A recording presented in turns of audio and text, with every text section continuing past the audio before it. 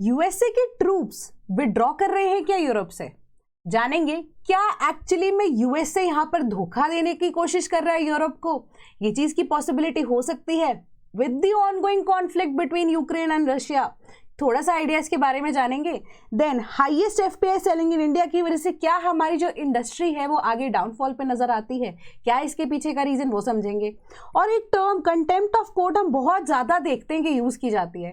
Constitution में actually में mention कहाँ की गई है एंड एक्चुअली में कंटेम्प्ट ऑफ कोर्ट लगता कैसे है एंड क्या इसके रिसेंट केस लॉज है वो डिस्कस करेंगे। एंड 300 साल बाद जोड़ साहिब जो कि अब गुरु गोबिंद सिंह जी को बिलोंग करते थे वो पटना में वापस उनके होम टाउन लाए गए हैं एंड उससे रिलेटेड क्या स्टोरी है वो भी डिस्कस करेंगे। एंड इंडिया की लार्जेस्ट जियोथर्मल एनर्जी प्रोजेक्ट कहाँ कहाँ खुलने वाले हैं, ये 2 प्रोजेक्ट्स एंड पायलट प्रोजेक्ट्स हैं, क्या क्या चीजें होंगी वो डिस्कस करेंगे। एंड फाइनली डिस्कस करेंगे लंदन अवार्ड्स क्या है एंड किसे लंदन अवार्ड दिया गया है। Welcome to sleepy classes and 6 नवंबर 2025 के करंट अफेयर्स एंड उससे रिलेटेड मल्टीपल चॉइस क्वेश्चंस को आज डिस्कस करेंगे। सोर्स की अगर मैं बात करूं, the Hindu is the sole source which we are following and it will be enough, right. तो टॉप न्यूज जो है इंपॉर्टेंट आज के लिए उनको डिस्कस करने वाले हैं। पहली न्यूज आपकी, NATO chief places down US withdrawal from Romania. So Romania जो कि बिल्कुल यूक्रेन की बॉर्डर से सटा हुआ है, मैप को भी देखेंगे तो रोमेनिया जो कि यूक्रेन के मैप के साथ या बॉर्डर के साथ बिल्कुल सटा हुआ है, वहां पर आप देखो जियोपॉलिटिकल टेंशंस ऑटोमेटिकली बढ़ जाती हैं। क्यों? क्योंकि नेटो का फ्रंट लाइन ऑफ डिफेंस आप एक तरह से रोमेनिया को काउंट करके चल सकते हो यहाँ पर। एंड टाइम एंड अगेन हमने इस चीज को डिस्कस भी किया है कि यूएसए हमेशा से ही नेटो मेंबर्स को इंक्लूडिंग इस साल से स्पेसिफिकली ये बोल रहा है कि 5% ऑफ द जीडीपी को प्लीज आप अपने मिलिट्री इन्वेस्टमेंट में जरूर लगाइए। नेटो मेंबर्स को 5% अपना जीडीपी का मिलिट्री या डिफेंस सेक्टर में जरूर लगाना चाहिए क्योंकि आने वाली सिचुएशन में USA might not be able to help them. The reason is कि यूएसए की इकोनॉमी खुद से अब वापस से अपने आप को क्या कर रही है, चेंज कर रही है, शिफ्ट कर रही है। हम देख रहे हैं एक्सपोर्ट सेक्टर या मैन्युफैक्चरिंग सेक्टर जो है वो इन डेवलप्ड नेशन से हटके Asia and south Asian Nations के अंदर चला गया था, उसे वापस लेके आने की बात की जा रही है ताकि यूएसए के अंदर जॉब्स प्रोवाइड की जा सके क्योंकि वो अपनी इकोनॉमी के साथ स्ट्रगल कर रहे हैं। तो दे वांट कि एक्चुअली में जो रिसोर्स एलोकेशन है वो उस तरीके से ही कर पाए। ठीक है, एक पॉइंट तो ये है। बट यूएसए की तरफ से स्टेटमेंट इवन के जो नेटो के चीफ हैं उन्होंने भी यही चीज बोली है कि ऐसा कुछ भी नहीं है। यूएसए अपने ट्रूप्स को मेंटेन कर रहा है नेटो टेरिटरीज के अंदर एंड यूरोप के अंदर अगर आप देखो 2022 से भी ज्यादा ट्रूप्स की मौजूदगी है यूएसए की in the NATO Nations and specifically in Romania. तो ऐसा कुछ भी नहीं है। बट एक्चुअली में उन्होंने ये चीज को भी स्पेसिफाई किया है, यूएसए की तरफ से ये स्टेटमेंट भी आई है कि वो अपने रिसोर्सेज को एलोकेट इस तरीके से करना चाहते हैं कि Russia is not only their enemy. अब ठीक है, Russia is not only the sole enemy. अब वो चाइना की तरफ भी अपने रिसोर्सेज को थोड़ा बहुत शिफ्ट करना चाहते हैं कि अगर इन केस चाइना की तरफ से कोई इस तरह की रिटेलिएशन इन फ्यूचर आती है तो they want to be ready. तो उसी वजह से वो अपना एक्सपेंडिचर थोड़ा सा मैनेज कर रहे हैं। बट यूरोप में या नेटो नेशंस के अंदर उनके ट्रूप्स की प्रेजेंस अभी भी है एंड पहले से ज्यादा है। ये आपकी न्यूज है पूरी की पूरी। देन क्वेश्चन जो अब हम देख लेते हैं, रोमेनिया के बॉर्डर पे या क्या है उसकी जो पॉलिटिकल प्रेजेंस या इंपॉर्टेंस या ऑल टुगेदर वो फर्स्ट लाइन ऑफ डिफेंस जो है रशिया यूक्रेन वॉर अगर नेटो नेशंस के ऊपर अटैक होता है क्यों बोला जा रहा है उसे। Which among the following countries does not border Romania? Moldova, चेक Republic, Bulgaria, Hungary, Slovenia. Choose the correct answer from the options given below. तो अब हम क्वेश्चंस का लेवल जो है थोड़ा सा डिफिकल्ट करते जा रहे हैं फॉर यू टू अटेम्प्ट, ताकि फाइनली जब तक पेपर आएगा प्री का आप इजीली इन सब चीजों से वेल वर्स होंगे। तो करेक्ट आंसर हमारे पास क्या आता है? Option number D, that is चेक रिपब्लिक एंड स्लोवेनिया। ठीक है, this is your Romania. Romania के आसपास आप देखोगे कि सर्बिया है, यहाँ पे बल्गेरिया है, मोल्डोवा है, यूक्रेन है, स्लोवाकिया है एंड स्लोवेनिया इज दिस। ठीक है, उसके अलावा दूसरा था ये जो आपको चेकिया दिख रहा है, इसको हम चेक रिपब्लिक बोलते हैं। करेक्ट आंसर आपके पास क्या आ रहा है? Option number D. तो बॉर्डरिंग नेशंस आपको यहाँ पर पता लग गए। अब आप देखो यहाँ पर मोल्डोवा की प्रेसिडेंशियल इलेक्शंस क्यों इंपॉर्टेंट है उसको लेकर भी मैंने इन्फॉर्मेशन आपके साथ शेयर की थी। ठीक है, कि ये अर्स्टवाइल यूएसएसआर का पार्ट था बट मोल्डोवा के अंदर अभी भी ऐसी पॉपुलेशन एग्जिस्ट करती है जो आधी नेटो नेशंस को फेवर करती है, वेस्ट को फेवर करती है, आधी जो है वो अभी भी रशिया को फेवर करती है, प्रो रशियन है। तो वहां पे जो प्रेसिडेंशियल प्रेसिडेंशियल इलेक्शन है इन द करंट सिनेरियो अगर हम देखें तो वो यूक्रेन के ऑनगोइंग वॉर की वजह से अगर वहां पे रशिया के या रशिया के फेवर में कोई भी प्रेसिडेंट ऐसे इलेक्ट हो जाते तो इन दैट सिचुएशन वो वेस्ट के लिए एक बहुत बड़ा धक्का था, क्योंकि एक फ्रंट और खुलने के चांसेस हो जाते हैं वॉर के फॉर यूक्रेन एंड रशिया, है ना। तो एक वॉर जो है उसका फ्रंट खुल जाता है यूक्रेन के लिए और जिन पे उनको लड़ाई करनी पड़ती। बट अब फॉर्चुनेटली अगर आप देखें तो वेस्ट यानी कि अमेरिका के फेवर में वहां पे जो प्रेसिडेंट है या जो इलेक्शन है उसके बाद जो गवर्नमेंट हुई है इलेक्ट, वो अब वेस्ट को फेवर करते हैं, ठीक है। तो रोमेनिया एक तरह से फर्स्ट लाइन ऑफ डिफेंस की तरह ही एक्ट कर रहा है। आप देखोगे यहाँ पर कि रोमेनिया जो है यूक्रेन के बॉर्डर के साथ आप देखो कि साउथ वेस्टर्न बॉर्डर के अंदर साथ में सटा हुआ है। आई होप आपको ये आंसर क्लियर हो गया होगा। Then highest FPI selling of signals waning confidence in India, ठीक है। तो अब क्या हो रहा है, ये एफपीआईज क्या हैं? सबसे पहली चीज समझो कि फॉरेन, एक तो एफडीआई का कॉन्सेप्ट होता है, ठीक है, एक एफपीआई का कॉन्सेप्ट होता है। पहली चीज है foreign direct investment. Foreign direct investment क्या होता है कि जहां पर फॉरेन कंपनीज जो हैं वो इंडिया में आके इन्वेस्ट करती हैं, या अगर इंडियन कंपनीज फॉरेन नेशंस में जाके इन्वेस्ट करती हैं वो भी एफडीआई की तरह ही काउंट होगा, बट फॉर देम, है ना। उसके अलावा अब एक एफपीआई का कॉन्सेप्ट होता है फॉरेन प्राइवेट इन्वेस्टमेंट, ठीक है। फॉरेन प्राइवेट इन्वेस्टमेंट के बेसिस पे क्या है, अब सपोज कीजिए हम जो है, अगर मैं शेयर मार्केटिंग में अगर ट्रेडिंग कर रही हूँ तो मैं कोई इंटरनेशनल फर्म का पैसा जो है may be based in USA, may be based in China, कहीं की भी ऐसी कंपनी होती है वहां पे मैं शेयर्स में अगर इन्वेस्टमेंट कर रही हूँ, ठीक है, तो मैं क्या कर रही हूँ, एफपीआई कर रही हूँ, ठीक है। प्राइवेट इन्वेस्टमेंट है वो मेरी, बट एक फॉरेन नेशनल से आई है क्योंकि वो यूएस बेस्ड कंपनी है। अब सिमिलर तरीके से यूएसए का कोई भी व्यक्ति अगर इंडियन शेयर्स में यहाँ पर इन्वेस्ट कर रहा है, ठीक है, तो वो उसकी एफपीआई होगी। तो मेजर तरीके से आप देखोगे जो एफपीआईज हैं वो all together from the last 20 years में देखोगे अगर आप तो लोएस्ट लेवल पे पहुंच चुके हैं। The reason behind that is कि जो इंडियन कंपनीज हैं, इंडियन प्राइवेट कंपनीज हैं, या इवन की ऑल टुगेदर अगर हम देखें इंडियन कंपनीज है, वो इंटरनेशनल लेवल पे इतना बेटर परफॉर्म नहीं कर पा रही हैं। प्रॉफिट जो है उनका जनरेट जरूर हो रहा है, बट जो इन्वेस्टर की एक्सपेक्टेशन है उस हिसाब से वो अट्रैक्ट नहीं कर पा रहे हैं इन्वेस्टमेंट, ठीक है। इसी वजह से हैवी सेलिंग की वजह से आप देखोगे कि जो इंडियन मार्केट है, ये जो इंडियन शेयर्स हैं वो कम होते जा रहे हैं। अब एक और इंपॉर्टेंट चीज आपको यहाँ पर बताई गई है कि वो आपका प्रॉफिट टू अर्निंग रेशो की बात करता है, ठीक है, कि प्राइस टू अर्निंग रेशो की यहाँ पे बात होती है पीई बेसिस पे, कि शेयर मार्केटिंग के साथ जो जुड़े हैं उनको पीई के बारे में पता होगा, बट जो नहीं जुड़े हैं मैं रिपीट करती हूँ यहाँ पर क्या चीज होती है ये, ठीक है। अब जो प्राइस अर्निंग रेशो होता है आपका, उसके अंदर आप क्या देखते हो कि शेयर का एक्चुअली में अभी प्राइस क्या चल रहा है एंड उसके ऊपर आपको एक्चुअली में कितना रेवेन्यू आता है, ठीक है। तो इसको कैलकुलेट करने के लिए आप एक एवरेज टाइम पीरियड लेते हो कि कितने टाइम में आप देखना चाहते हो कि आपका प्राइस कितना था उस शेयर का, उसका एवरेज लोगे एंड कितने साल का आपको वो प्रॉपर एक्सपेंसेस या आप देख रहे हो कि कितना पैसा इन्वेस्ट करना पड़ेगा, उसी की वजह से आप निकालते हो, ठीक है। कि सपोज कीजिए कि एवरेज है कि लास्ट 10 साल के अंदर, ठीक है, कि आपका इतना जो शेयर का प्राइस है वो एग्जिस्ट करता था, आपको टाइम पीरियड यहाँ पर लिख लिया एंड एवरेज प्राइस क्या बनता है उसका, उसी के बेसिस पे आपका जो रेशो निकल के आता है हम उसको क्या बोलते हैं कि हमारा वो प्राइस टू अर्निंग्स रेशो है, ठीक है। तो जितना इन्वेस्टर अब इन्वेस्ट कर रहा है उतना ही उसको अर्निंग जो है जिसकी एक्सपेक्टेशन है वो पॉसिबल नहीं हो पा रही है। ऐसा नहीं है अर्निंग नहीं हो रही है, अर्निंग हो रही है, बट जो अब इन्वेस्टर की एक्सपेक्टेशन है वो यहाँ पर फुलफिल नहीं हो पा रही है। तो इस वजह से अगर हमें पता है कि हम किसी चीज़ के अंदर, फॉर एग्जांपल अभी के टाइम पे सिल्वर की बात करें तो सिल्वर एक कमोडिटी है जो सिर्फ ज्वेलरी में यूज़ नहीं हो रही, चिप्स की प्रोसेसिंग में भी यूज़ हो रही है, उसका इंडस्ट्रियल यूज़ भी है ना। तो हमें पता है आने वाले टाइम में सिल्वर का प्राइस बढ़ेगा, तो वो गारंटीड है, ठीक है। तो लोगों ने क्या किया, फिजिकल सिल्वर तो परचेज किया ही किया, अब उन्होंने क्या किया, ट्रेडिंग के थ्रू अपने पोर्टफोलियो के अंदर ही उन्होंने अब फिजिकल सिल्वर को बाय ना करते उसके ईटीएस ले लिए, ठीक है। यानी कि हमने इन्वेस्ट कर दिया इतना पैसा सिल्वर के अंदर, अब हम चाहें तो उसको बेच सकते हैं क्योंकि हमें पता है आने वाले टाइम में उसका प्राइस बढ़ेगा। यही चीज़ लास्ट कुछ महीनों के अंदर हुई, ठीक है। इसी वजह से सिल्वर के ईटीएस सरकार ने बंद भी कर दिए थे और लमसम अमाउंट्स, है ना, सिप जो है वो भी चल रही थी। तो उसके पीछे का रीज़न क्या है कि इन्वेस्टर को पक्का गारंटी है कि हम जितना प्राइस डाल रहे हैं उस हिसाब से हमारी जो अर्निंग है वो उससे या तो डबल होगी या एटलीस्ट हाफ तो होगी। तो हमारी एक्सपेक्टेशन उसी हिसाब से चल रही है। वेराज इंडियन कंपनीज की जब हम बात कर रहे हैं, वहां पे अगर इन्वेस्टर की एक्सपेक्टेशन है कि एटलीस्ट 50% रेवेन्यू मैं इस एक साल के अंदर कमा लूंगा, या 50% जितना मैंने इन्वेस्ट किया है उससे आधा एक साल के अंदर अंदर मैं ले लूंगा, ठीक है, कि 1/5 हो जाए, मेरा 50% उसके अंदर प्रॉफिट हो जाएगा, ठीक है, तो अब मैं इन्वेस्ट करना चाहूंगा। वो पर्सन टू पर्सन डिपेंड करता है, बट एक्सपेक्टेशन उसकी है, बट एक्चुअली में कंपनी जो है वो 10% 20% ही आपको प्रॉफिट दे पा रही है, ठीक है, तो वो एक्सपेक्टेशन जो है वो कंपनी फुलफिल नहीं कर पा रही, इस वजह से जो हैवी सेलिंग है वो हो रही है। ये आपका आर्टिकल ने पहली चीज बोली। दूसरी चीज उन्होंने बोली कि अब ये एक्सपेक्टेशन का डाउनफॉल का रीजन हम देखते हैं कि सबसे पहली चीज कि हम बोल रहे हैं कि सरकार जो है, अभी मार्केट का जो सिचुएशन है वो ये चल रहा है कि जीडीपी जो हमारी एग्जिस्ट कर रही है उसके अंदर हम ये भी चीज को डिस्कस करते हैं कि कंज्यूमर जो है वो पैसा नहीं खर्च रहा है। हमने एक सीपीआई के इंडेक्स में डिस्कस किया था, है ना, कंज्यूमर पैसा नहीं खर्च रहा है, ना है वो इन्वेस्ट कर रहा है, पहली चीज, क्योंकि उनको कुछ भी यहाँ पर नजर में नहीं आ रहा है जीडीपी के अंदर।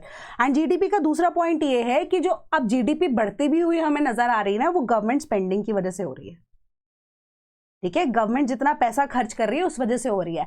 एक्चुअली में अगर हम आउटपुट की बात करें तो वो इतना नहीं है, ठीक है, तो एक तरह से ये एक होक्स जो जीडीपी हमें नजर में आती है, वो एक कंप्लीट जीडीपी की पिक्चर जो है वो नजर नहीं आ रही है। गवर्नमेंट की स्पेंडिंग बहुत ज्यादा है, इस वजह से हमारी जो प्रोडक्टिविटी है वो बढ़ती हुई नजर आती है जीडीपी के अंदर, ठीक है, तो इसी वजह से जो इनकम्प्लीट हमारे पास पिक्चर समझ में आती है या नजर में आती है लोगों को, कि जो अब कह रहे हैं कि जीडीपी बहुत ज्यादा बढ़ रही है, इंडिया ग्रो कर रहा है, वो ग्रो क्यों कर रहा है? क्योंकि सरकार पैसा खर्च रही है, ठीक है, प्राइवेट कंपनीज इतना यहाँ पर रेवेन्यू नहीं लेके आ पा रही हैं, ठीक है। सो अब इसी वजह से जो आउटपुट है या वो कम हो चुका है, आउटपुट जो है कंपनीज का प्रोडक्शन के बेसिस पे अगर हम देखें वो कम हो चुका है, क्योंकि यहाँ पर डिमांड ही नहीं है।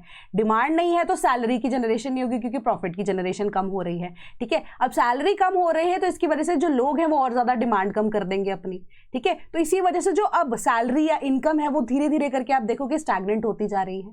तो ये प्रॉब्लम जो है वो एग्जिस्ट कर रही है।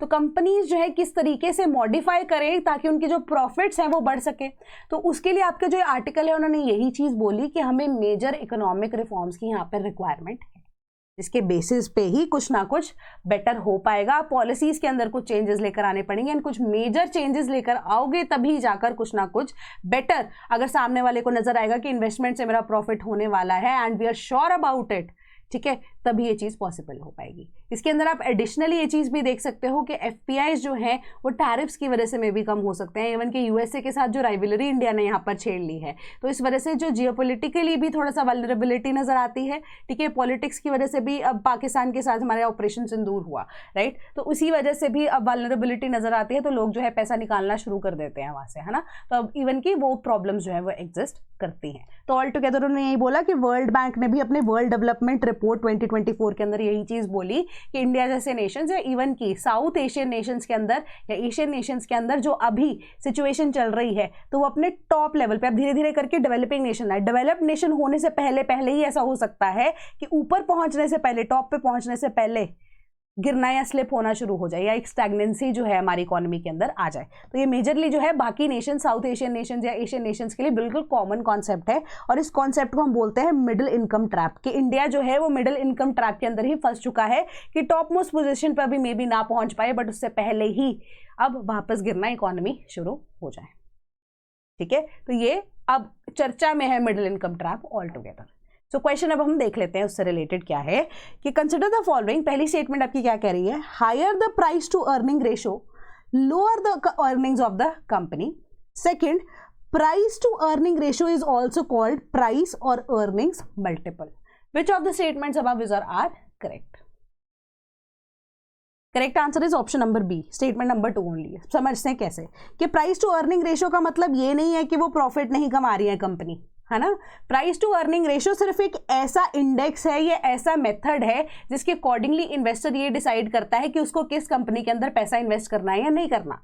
हो सकता है कंपनी प्रॉफिट कमा रही है, कम कमा रही है, ज्यादा कमा रही है, but price to expense ratio के बेसिस पे हम ये देख सकते हैं कि कोई भी कंपनी का अगर शेयर है वो कितना ज्यादा ओवर वैल्यूड है या कितना ज्यादा अंडर वैल्यूड है, ठीक है। तो इसी वजह से जब मार्केट करेक्शन आती है उस टाइम पे आपको फायदा या नुकसान हो सकता है, जो कि 2026 के अंदर मेजरली हम एक्सपेक्ट कर रहे हैं, ठीक है। तो इसी के बेसिस पे अब लोअर या ज्यादा जो आप कह सकते हो profits of the company, earnings of the company पे हमारा price to earning ratio depend नहीं करता।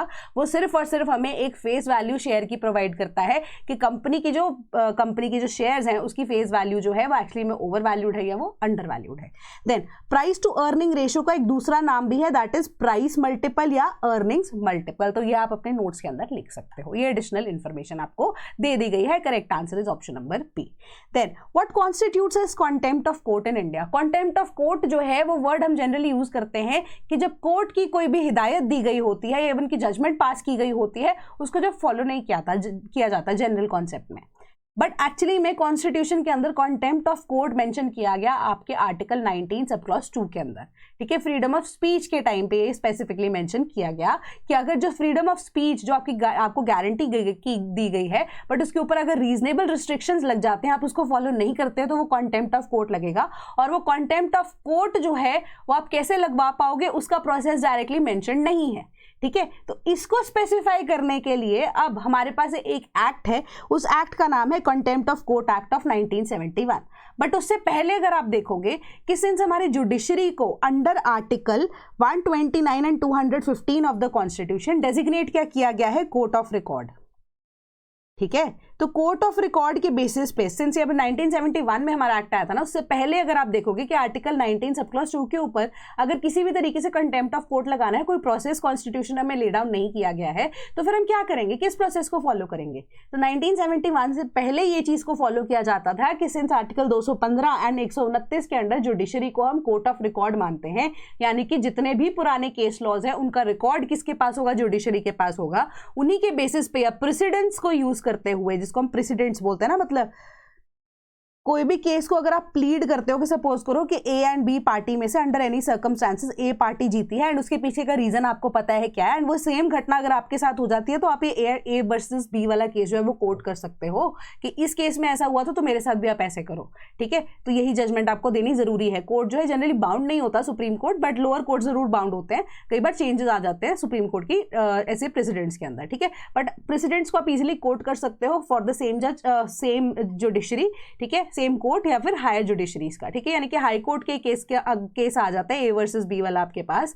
ठीक है, सेम चीज आपके साथ हुई होती है और वो सुप्रीम कोर्ट की जजमेंट है ए वर्सेस बी वाली, तो हाई कोर्ट जो है बाउंड है उस चीज को मानने के लिए। ठीक है, इस तरीके से प्रेसिडेंट जो है वो काम करते रहे हैं। तो कोर्ट ऑफ रिकॉर्ड मानने की वजह से अब क्या हो रहा है कि अब जो रिकॉर्ड अगर आपके पास रखा जा रहा है तो आप कंटेम्प्ट ऑफ कोर्ट को इजिली यहाँ पर कैरी आउट कर सकते थे। एक पॉलिसी जो है उसको बना सकते थे किस तरीके से आपको कैरी आउट करने हैं डिसीजंस को, कि पिछले सिचुएशन में हमने क्या किया था उसको फॉलो करते करते करते आगे प्रेसिडेंट्स जो है वो बढ़ते गए। यानी कि अब आप बोलोगे कि मैम कोर्ट ऑफ रिकॉर्ड जो है वो तो अब कॉन्स्टिट्यूशन जो है बनने के बाद ही हुआ होगा, प्रेसिडेंट्स या कोर्ट ऑफ रिकॉर्ड वाला इशू क्या है कि सपोज कीजिए कि कोई 1951 के अंदर केस आ गया हो तो हम प्रेसिडेंट को क्या लेंगे।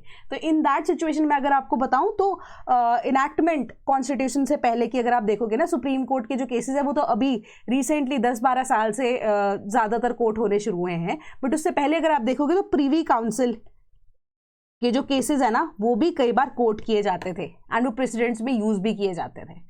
ठीक है, तो प्रीवी काउंसिल जो है उसका भी जो रिकॉर्ड अगर सुप्रीम कोर्ट के पास जब से कॉन्स्टिट्यूशन इनैक्ट हुआ है फुली वो भी रहता था तो उसको एज अ प्रेसिडेंट यूज किया जा सकता था। ठीक है, सिंपल सी ये बात। तो कंटेम्प्ट ऑफ कोर्ट जो एक्ट है 1971 का वो लागू हुआ। उसके बाद ये जो एक्ट ने क्लासिफाई किया कि जो कंटेम्प्ट ऑफ कोर्ट है वो सिविल और क्रिमिनल नेचर का हो सकता है। ठीक है, क्रिमिनल नेचर की वजह से जो section 2 sub clause B of the act है वो ये बोलता है कि अब क्रिमिनल और सिविल के केस में जो सिविल कंटेम्प्ट है वो विलफुल डिसोबीडियंस हो सकते हैं किसी भी तरह की जजमेंट की, या कोई भी डिक्री पास की है किसी ने कोर्ट ने, या डायरेक्शन या ऑर्डर या रिट या other process of the court, या उसने विलिंगली ब्रीच किया है अंडरटेकिंग जो कि उसने कोर्ट के अंदर दी है। यानी कि एफिडेविट जब आप साइन करके देते हो एंड विलफुली आपको पता होता है आप नीचे साइन करके दे रहे हो, नीचे आपके पास एक क्लॉज होता है ना, आई आपका नाम, हेयर बाय स्टेट की जो अब आपने डॉक्यूमेंट्स है जो चीजें या इन्फॉर्मेशन फर्निश किए है is true and it is up to your knowledge, तो आप उसमें साइन करते हो ना। तो ये सारी चीजें अगर आपने विलफुली जो वो चीजें की हैं तो या सिविल कोर्ट का या सिविल कंटेम्प्ट आपके ऊपर लगेगा।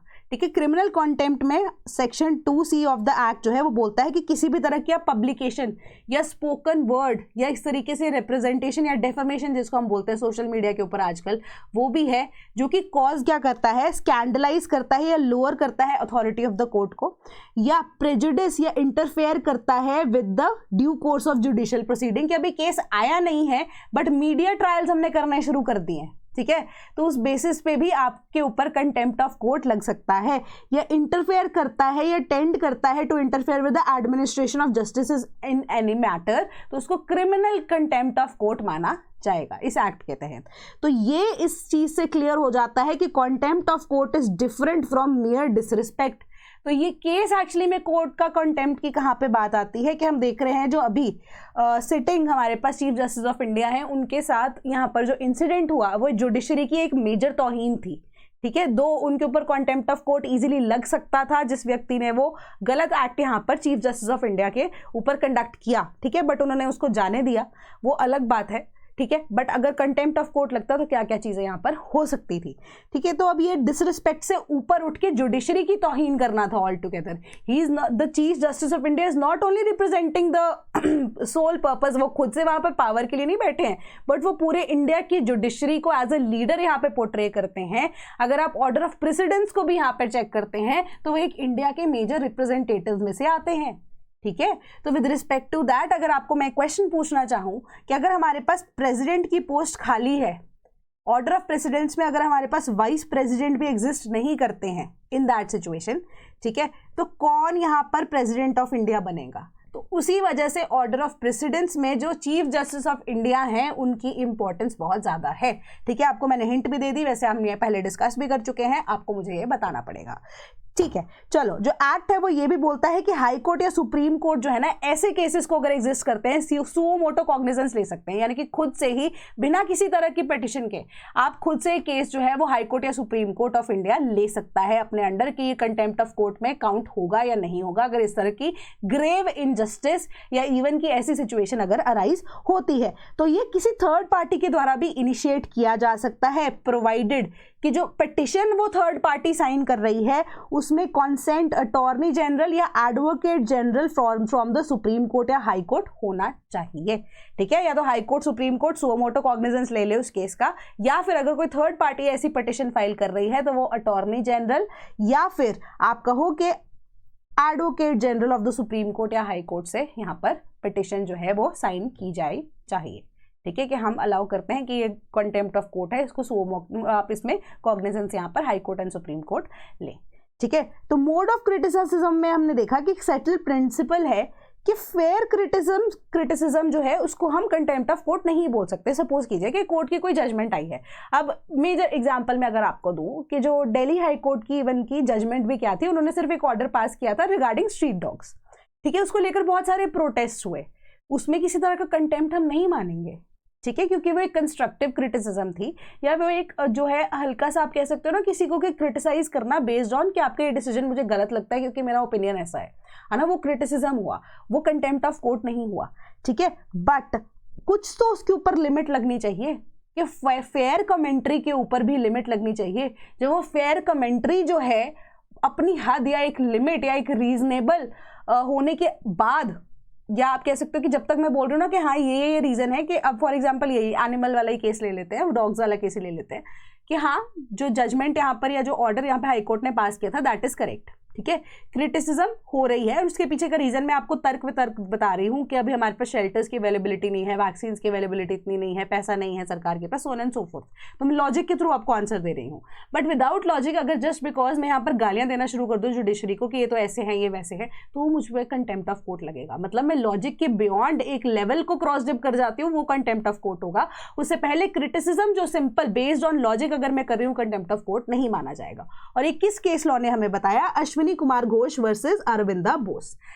दूसरा केस इसी के कॉन्टेक्स्ट में आता है, इसको लिख के रख लेना प्लीज अपने नोट्स के अंदर, दैट इज अनिल रतन सरकार वर्सेस हीरक घोष 2002 का, इसमें ये बोला गया था कि पनिश करने के लिए पावर जो है कंटेम्प्ट ऑफ कोर्ट के लिए वो अब एक्सरसाइज की जानी चाहिए विद कॉशन, एंड सिर्फ तभी एक्सरसाइज की जानी चाहिए जहां पे क्लियर वायलेशन दिख रहा है फॉर एन ऑर्डर, यानी कि जुडिशरी का कोई भी ऑर्डर डिक्री पास होता है जहां पर क्लियर वायलेशन नजर आती है तभी आप प्लीज से एक्सरसाइज कीजिए।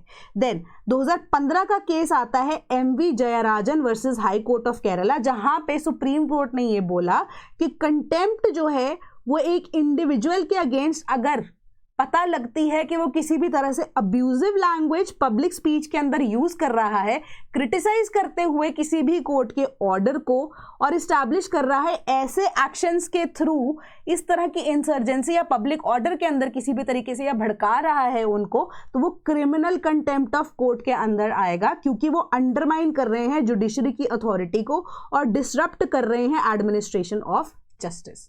उसके अलावा जो अब रीसेंट केस हमारे पास 2025 का है, that is Shanmugam at Lakshmi Narayanan versus high court of Madras. उसके अंदर स्पेसिफिकली यही बोला गया है कि पर्पस पनिश करने का फॉर कंटेम्प्ट ऑफ कोर्ट यही है कि एडमिनिस्ट्रेशन ऑफ जस्टिस प्रॉपर तरीके से हो पाए।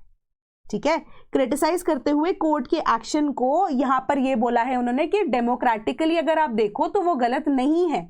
2025 की ये रूलिंग के अंदर भी ये चीज बोला है, अगर आप डेमोक्रेटिकली आपके पास फ्रीडम ऑफ स्पीच है, आप क्रिटिसाइज कर रहे हो बेस्ड ऑन लॉजिक, तो वो चीज हमें एक्सेप्टेबल है, there is nothing wrong with it.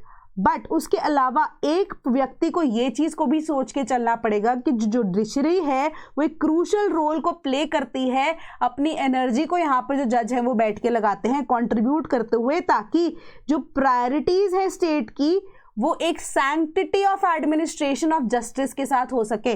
Sanctity यानी कि एक पवित्रता के साथ ऑफ एडमिनिस्ट्रेशन, लॉजिक के साथ, ताकि एक बेटर एडमिनिस्ट्रेशन हो सके, ताकि जस्टिस जो है वो बेस्ड ऑन डिफरेंट पैरामीटर्स दी जा सके, जिसमें मेजरली हमारे पास नेचुरल जस्टिस जो है वो एक्सरसाइज की जा सके। ठीक है, उन्होंने यही बोला कि किसी भी तरह की misrepresentation of the judgment would not only amount to contempt, it would also be detrimental to democratic principles affecting the delivery of substantive justice, elimination of injustice। तो कहने का मतलब यहाँ पर यही है, इसका मैं मतलब आपको धीरे से अच्छे से समझाती हूँ। धीरे से क्या, अब आप यही वाला केस ले लीजिए हाई कोर्ट का, जहाँ पे हम डॉग्स से रिलेटेड बात करें, क्योंकि आप सभी सब इजीली इसको मैनेज कर पाओगे, समझ पाओगे सिचुएशन को। अब वो जो था जजमेंट नहीं थी वो किसी तरह को, वो सिर्फ एक ऑर्डर पास हुआ था। वो ऑर्डर जो है वो लिखित में भी यहाँ पर पास नहीं हुआ था, और उन्होंने यही बोला था, हाई कोर्ट की तरफ से यही चीज को सामने रखा गया था, जो एक्चुअल पिक्चर है यही चीज को सामने रखा गया था कि पहले आप शेल्टर्स बनाइए, बट उससे पहले आप जो डॉग्स हैं उनको कलेक्ट करना शुरू कीजिए, आप उनके वैक्सीनेशन का जो प्रोसेस है वो शुरू कर सकते हैं। ओरिजिनली ये चीज बोली गई थी।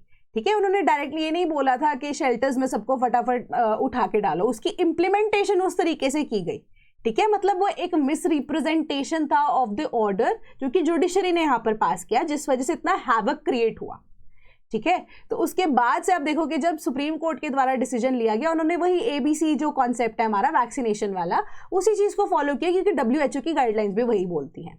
ठीक है, तो मतलब एक तरह से कि जुडिशरी का एक सिंपल ऑर्डर जो कि हाई कोर्ट के द्वारा पास किया गया था कि पहले आप जो इंफ्रास्ट्रक्चर है उसे रेडी रखिए इन द नेक्स्ट 4-5 वीक्स, उसके बाद जाके आप ये प्रोसेस को शुरू करेंगे। बट इम्प्लीमेंटेशन जो गवर्नमेंट ने उस तरीके से की कि आप फटाफट से अभी से ही सारे स्ट्रे डॉग्स को उठाकर उनको फेंकना शुरू कर दिया है ना, या उनको रिलोकेट करना शुरू कर दिया, जो कि WHO की गाइडलाइन जो ऑल टुगेदर इतना ज्यादा हैवक क्रिएट कर चुका था।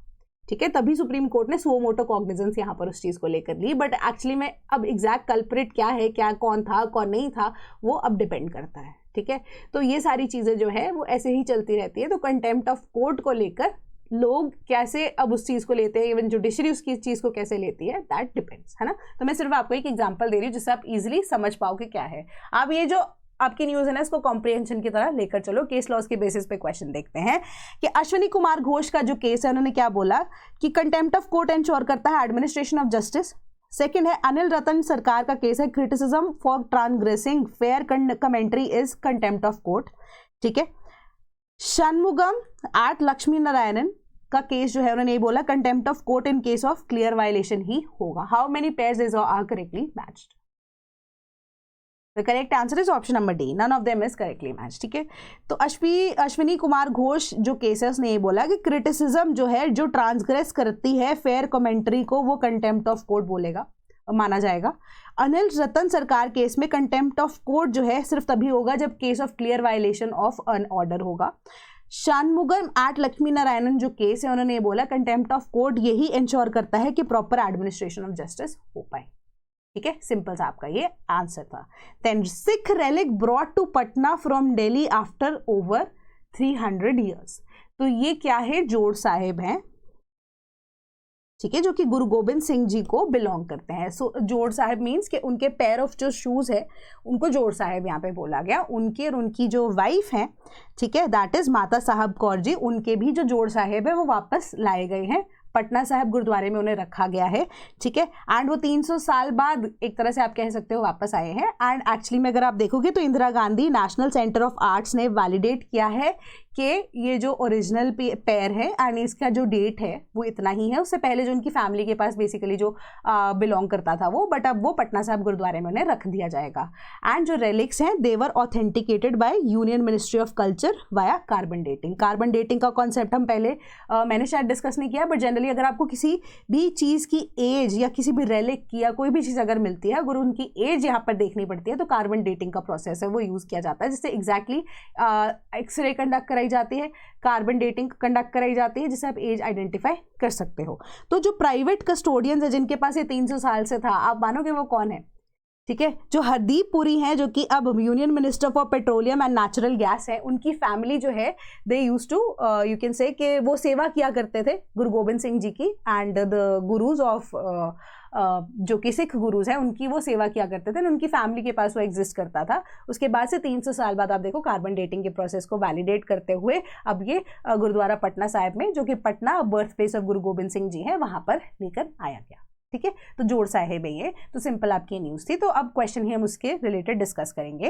हिस्ट्री से आपका ये क्वेश्चन होगा, कंसिडर द फॉलोइंग, पेयर्स नहीं आएगा, कंसिडर द फॉलोइंग स्टेटमेंट्स आएगा इन रिस्पेक्ट ऑफ गुरु गोबिंद सिंह जी। ठीक है, पहली स्टेटमेंट क्या कह रही है, Guru Gobind Singh ji acquired the knowledge of Gurmukhi in Lucknow. Second statement कह रही है the battle of Nadaun was fought in the year 1690 and 1691। Which of the statements above is और are correct? The correct answer is option number C की दोनों statements यहाँ पर correct है। तो अब ये जो बैटल ऑफ नादौन है, यहाँ पे कई जगहों पे 1690 लिखा हुआ है, कहीं पे सोनली 1691 लिखा है। तो अब ऑल टुगेदर अगर हम देखें तो मेजरली जो अब यहाँ पर इस चीज़ को लेकर डिस्क्रिपेंसी है, तो अगर आपको मेजर आइडिया यहाँ पर हो इस चीज़ को लेकर, जनरली आई कंसिडर कि 1691 इज द डेट, मार्च 1691 के अंदर ये हुई थी, बट दोनों ईयर को अगर हमने कंबाइन लिखा है फिर तो डेफिनेटली ये चीज़ ट्रू है। ठीक है, तो ये स्टेटमेंट तभी करेक्ट यहाँ पर होती है। तो अगर आपको मैं बताऊँ कि यहाँ पर जो गुरमुखी है उन्होंने लखनऊ में आके सीखी थी 1672 में। गुरुदेव बहादुर जी जो उनके फादर थे, he started living with his family at चट नानकी, दैट इज अनंतपुर साहब में। तो प्रॉपर अरेंजमेंट्स जो हैं वो गुरु गोबिंद सिंह जी की, जिनका बचपन का नाम यहाँ पे गुरुराय जी था, उनकी पढ़ाई को लेकर पूरी व्यवस्था की गई। तो काजी पीर मोहम्मद जी ने उनको पर्शियन सिखाई, पंडित हरजस ने इम्पार्ट किया उनको नॉलेज ऑफ संस्कृत, उन्होंने horse riding and art of using weapon सीखी राजपूत बंजर सिंह से, एक्वायर किया उन्होंने नॉलेज ऑफ गुरमुखी फ्रॉम पाई साहब चंद एंड पाई माती दास एट लखनऊ। ठीक है, तो ये आपकी पहली स्टेटमेंट है एंड ये एक ऑथेंटिक सोर्स है, क्योंकि हम जो पंजाब बोर्ड की बुक्स लेते हैं तो हिस्ट्री की बुक के अंदर ही आपको डायरेक्टली दिया गया है, उनकी 10th की जो बुक है हिस्ट्री की उसमें आपको ये इन्फॉर्मेशन दी गई है। तो आई बिलीव कि गवर्नमेंट का सोर्स है तो ये ऑथेंटिक ही है। ठीक है, देन बैटल ऑफ नादौन की जब बात करते हैं 20 मार्च 1961 जनरली बोला जाता है। अब हिल जो थी शिवालिक हिल्स की जब हम बात करते हैं, अगर आप अनंतपुर साहिब देखते हो, अनंतपुर साहिब जो है उसके थोड़े से आगे जाके पहाड़ शुरू हो जाते हैं।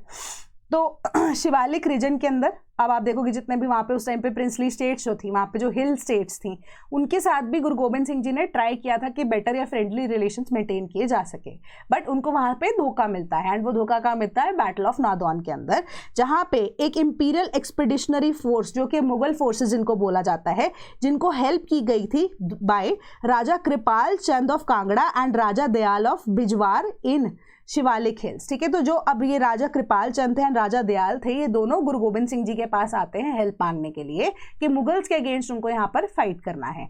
बट गुरु गोबिंद सिंह जी ने उनको इनिशियली हेल्प करने के लिए यहाँ पे बात की थी, बट वो बाद में जाकर ये दोनों के दोनों राजा जो हैं वो अब मुगल आर्मी के साथ मिल जाते हैं। एंड जो चीफ्टन्स हैं, यानी कि आसपास के जो छोटे छोटे अब किंगडम्स थी, जो चीफ्टन्स थे, गुरु गोविंद सिंह जी ने उनका साथ दिया क्योंकि वो अपोज कर रहे थे इन्हीं राजाओं का।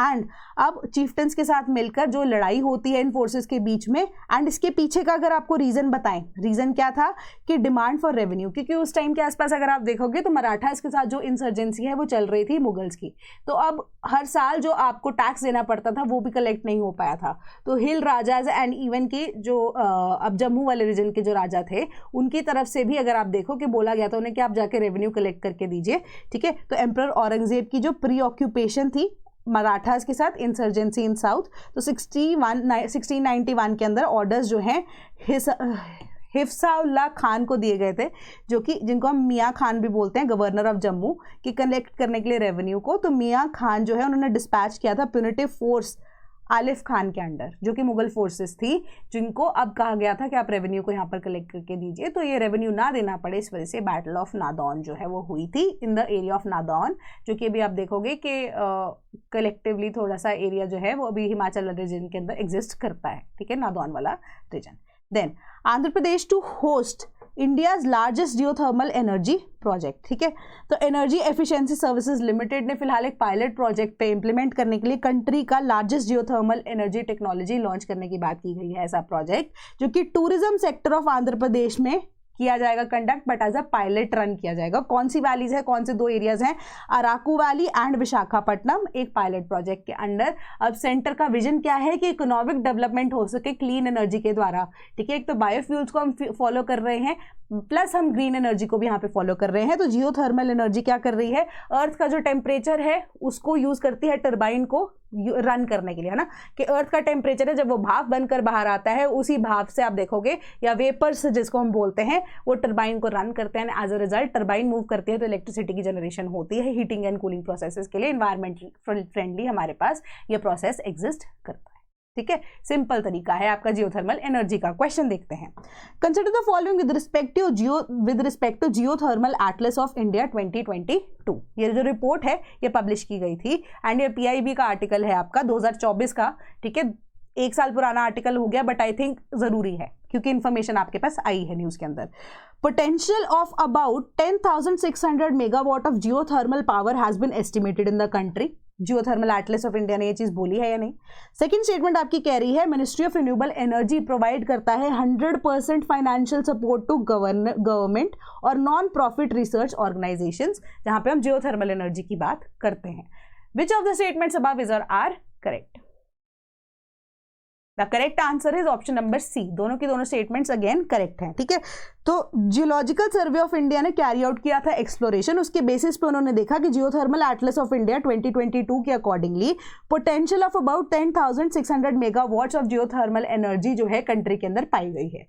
सेकेंड स्टेटमेंट आपकी कह रही है, जो कि इंपॉर्टेंट है क्योंकि यहाँ पे डिफरेंट R&D प्रोजेक्ट्स के बारे में बात की गई है, कि 100% फाइनेंशियल सपोर्ट गवर्नमेंट या नॉन प्रॉफिट रिसर्च ऑर्गेनाइजेशंस को मिलेगा।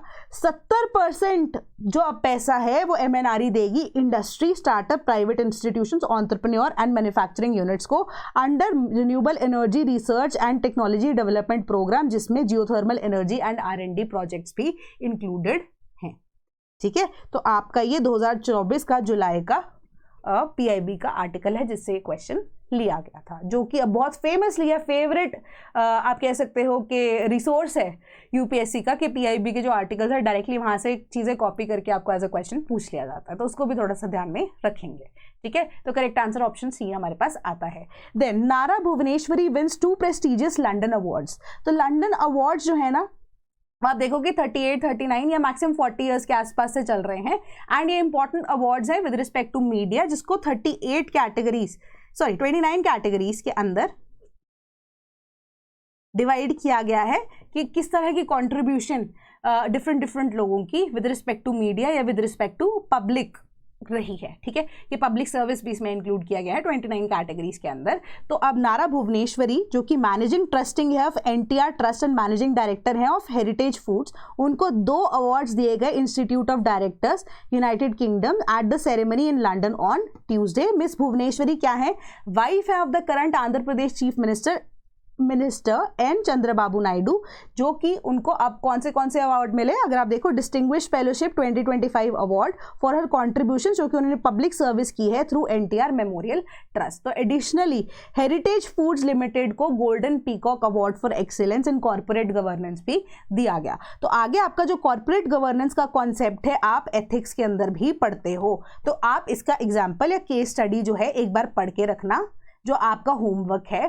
केस स्टडी किस बेसिस पे इनको ये अवार्ड दिया गया है, ठीक है। तो यही केस स्टडी के बेसिस पे अगर आपको क्वेश्चन आ जाता है कॉर्पोरेट गवर्नेंस के ऊपर, आप इसको एज एन एग्जांपल कोट कर पाओगे एंड इजीली बेटर चीजों को अगर आप रिटेन कर पाते हो तो आप आंसर को और ज्यादा बेटर लिख पाओगे, ठीक है। तो आपके लिए एक इंपॉर्टेंट आर्टिकल ये ऑल टुगेदर बन जाता है, ठीक है। तो आई होप आपको आज की चीजें समझ में आई होंगी। कोई भी डाउट होता है पूछ लेना एंड फीडबैक भी है। We are coming up with important initiative, ठीक है। तो देखते हैं कि in a day or two I will just announce it with you guys. So hopefully आपको वो चीज़ भी पसंद आने वाली है। तो चलो 2026-2027 की जो आपके बैचेस हैं they are available, foundation batches 2026-2027, optionals के भी एज वेल एज जीएस के भी। तो कोई भी डाउट होता है या कोर्स की इंक्वायरी करना चाहते हैं तो आप 1800-890-3043 के ऊपर हमें कॉल कर सकते हैं। यूपीपीसीएस का batch is also available and आज लास्ट डे है फॉर गुरु 25 कोड, जहां पे आपको 25% डिस्काउंट मिल सकता है। 6 नवंबर 11:59 PM तक अगर आप इसको अप्लाई कर सकते हैं 25% डिस्काउंट आपका डायरेक्टली यहाँ पर मिल जाएगा। तो टोल फ्री नंबर या हमारी वेबसाइट पे या आप हमें ईमेल भी कर सकते हैं। कोई भी डाउट होता है कॉमेंट सेक्शन आपके पास अवेलेबल है। That is all from my side today. Thank you so much.